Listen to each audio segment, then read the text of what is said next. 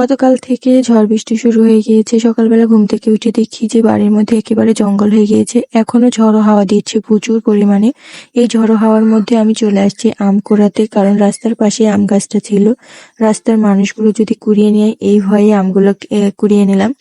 আম কুড়াতে এসে একটা নারকেলও পেয়েছি, সেই নারকেলটাও কুড়িয়ে নিয়ে বাড়ির মধ্যে চলে আসলাম। সকাল টাইম, এখন রান্না করতে হবে, ওই জন্য আমার শাশুড়ি মা কলসি নিয়েছে, আমিও কলসি নিয়েছি। দুটো কলসি নিয়ে চাচা শাশুড়ি বাড়ি থেকে পানি নিয়ে চলে আসলাম, রান্না করতে হবে।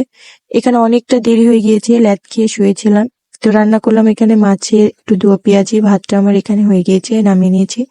রান্না করতে করতে বাদামও খাচ্ছিলাম।